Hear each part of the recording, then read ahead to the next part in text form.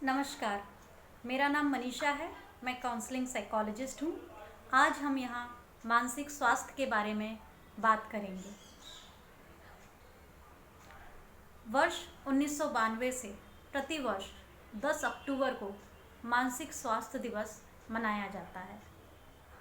इस वर्ष की थीम है mental health for all, greater investment, greater access. क्या मानसिक स्वास्थ्य और मानसिक बीमारी दोनों ही एक ही हैं? देखते हैं WHO वर्ल्ड हेल्थ ऑर्गेनाइजेशन ने मानसिक स्वास्थ्य की क्या परिभाषा दी है। मानसिक स्वास्थ्य मेंटल वेलबींग की स्थिति है जिसमें किसी व्यक्ति को अपनी क्षमताओं का एहसास रहता है। वह जीवन के सामान्य तनावों का सामना कर सकता है, लाभकारी और उपयोगी रूप से काम कर सकता है और समाज के प्रति योगदान देने में सक्षम होता है।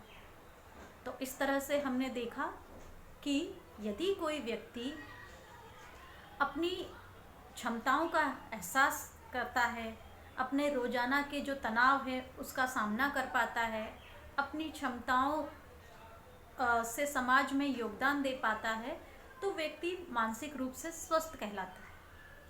अब जानते हैं कि मानसिक बीमारी क्या है। मानसिक बीमारी को मानसिक रोग या मानसिक विकार भी कहा जाता है। मानसिक रोग की स्थिति में व्यक्ति की मनोदशा, याददाश्त, स्वभाव आदि की प्रक्रिया पर असर पड़ता है और व्यक्ति अपने भावों इत्यादि पर कोई नियंत्रण नहीं रख पाता है।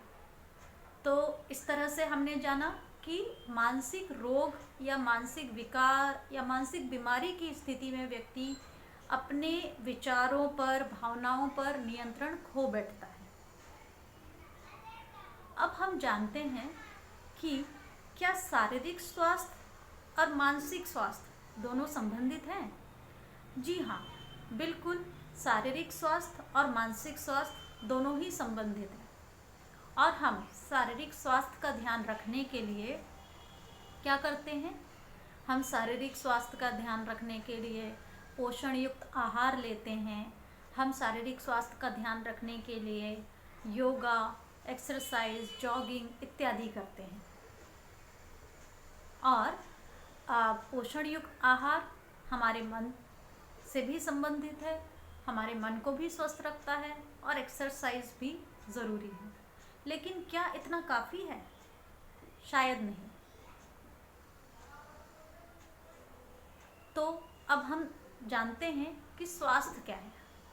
WHO के अनुसार स्वास्थ्य की परिभाषा है जो व्यक्ति शारीरिक, मानसिक और सामाजिक रूप से समायोजित कर पाता है वो व्यक्ति स्वस्थ है, ना कि किसी बीमारी का होना।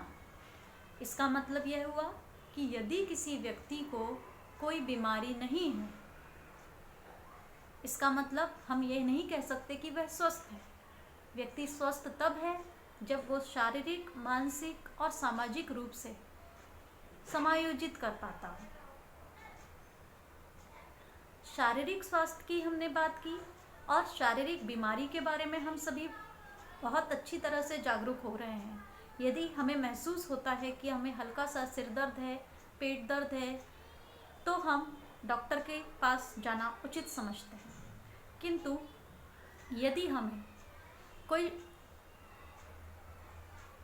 मानसिक समस्या है या मानसिक स्वास्थ्य के बारे में बात है तो हम संकोच करते हैं। गंभीर शारीरिक बीमारी होने पर, जैसे अगर कोई हार्ट की बीमारी है तो हम कार्डियोलॉजिस्ट के पास जाते हैं। यदि कोई जोड़ों के दर्द की बीमारी है तो हम ऑर्थोपेडिक के पास जाते हैं और इस तरह से हम स्पेशलिस्ट के पास जाना पसंद करते हैं।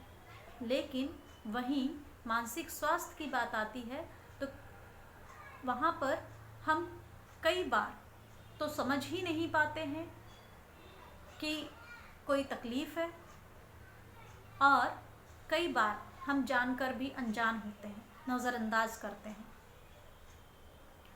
तो इस तरह से कई बार यह देखा गया है कि बहुत सारी शारीरिक बीमारियों की जड़ भी मन ही है।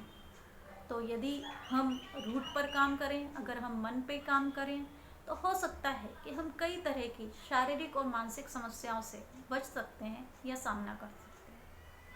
अब हम जानते हैं क्यों मानसिक स्वास्थ्य की आज इतनी आवश्यकता हो रही है, या फिर कहा जाता है कि आने वाले समय में मानसिक स्वास्थ्य की ज़रूरत और ज़्यादा बढ़ेगी। क्यों ये ज़रूरत हमें महसूस हो रही है? तो अगर हम हमारे देश की बात करते हैं तो हमारे देश में काफ़ी सारा परिवर्तन जो हुआ है, काफ़ी सारे परिवर्तन में हमने देखा कि पहले लोग जॉइंट फैमिलीज़ में रहते थे, अब धीरे धीरे लोग न्यूक्लियर फैमिली में आ रहे हैं।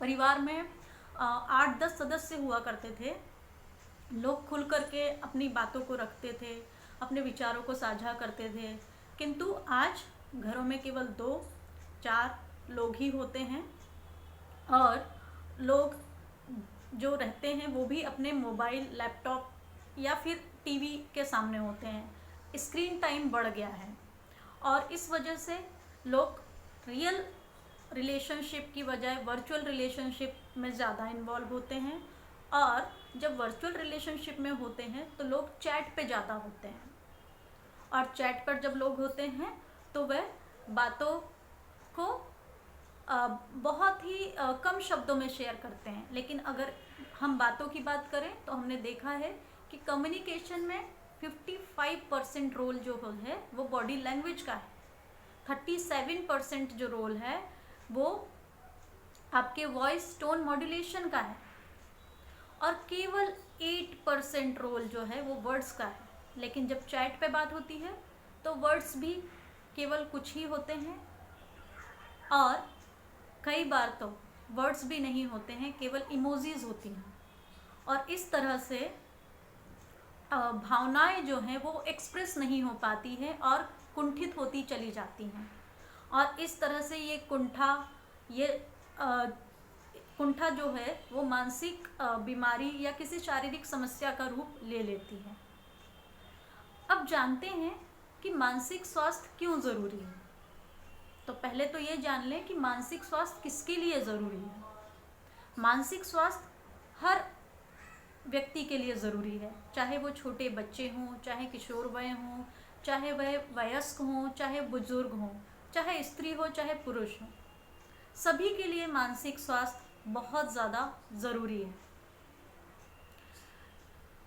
कई बार व्यक्ति स्वयं मानसिक समस्याओं में उलझा रहता है और समझ नहीं पाता है कि उसे किसी तरह की कोई समस्या है, और जागरूकता की कमी से परिवार भी कई बार मानसिक समस्याओं से अनजान रहता है, और इस तरह से गंभीर मानसिक बीमारियां जन्म ले लेती हैं, जैसे डिप्रेशन।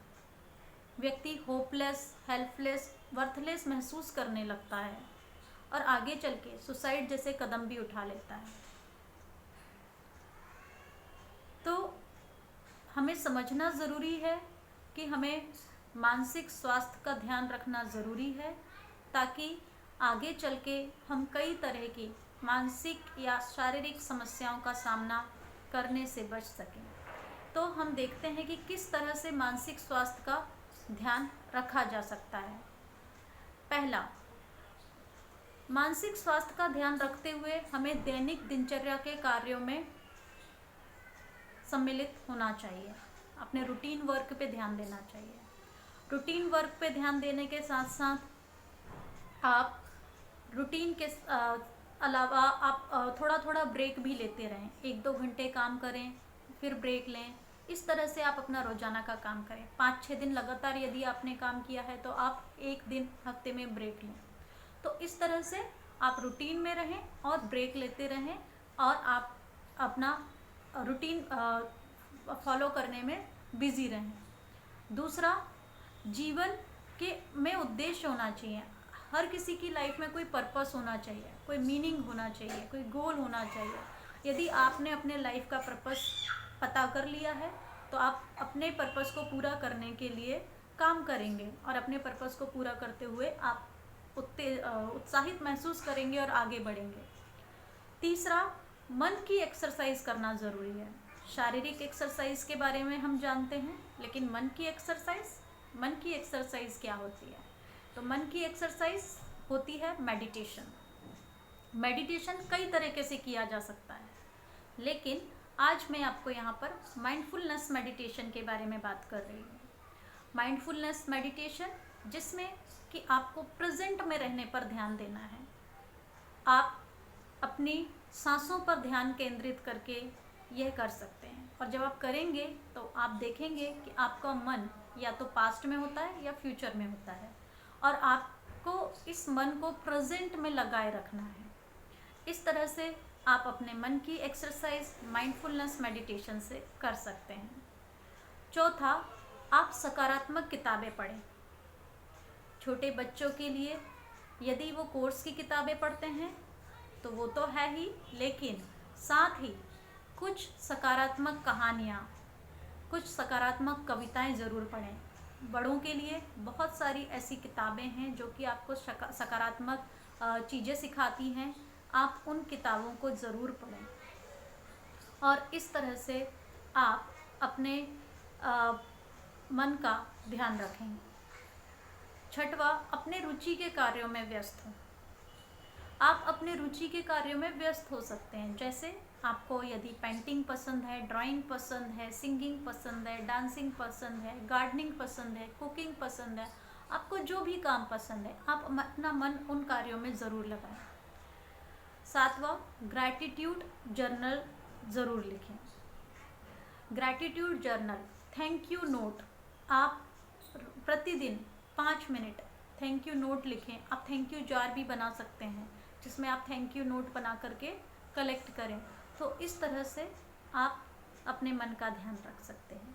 आठवां, मन को इमोशनल कनेक्शन का न्यूट्रिशन जरूर दें। हम शरीर के लिए पोषक तत्वों की बात करते हैं, और इसी तरह से मन के लिए भी पोषक तत्व जरूरी है, और आप इमोशनल कनेक्शन बना करके मन को पोषक तत्व दे सकते हैं।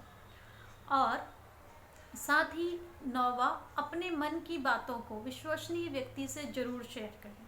आप ऐसे व्यक्ति को पहचानिए जो कि आपकी बात को सुनता हो, समझता हो, और ऐसे व्यक्ति से अपनी बातों को शेयर ज़रूर करें, अपनी केयर करें, और इस तरह से आप अपना ध्यान रखें। 10वां, यदि विचारों या भावनाओं में कुछ गड़बड़ी महसूस होती है तो आप काउंसलर या मनोवैज्ञानिक का परामर्श ज़रूर लें। इस तरह से हमने देखा कि इन उपायों को यदि हम अपने जीवन में शामिल करें तो हम कई तरह की मानसिक या शारीरिक बीमारियों से बच सकते हैं और अपने मानसिक स्वास्थ्य का ध्यान रख सकते हैं, क्योंकि WHO ने भी कहा है, no health without mental health. Thank you.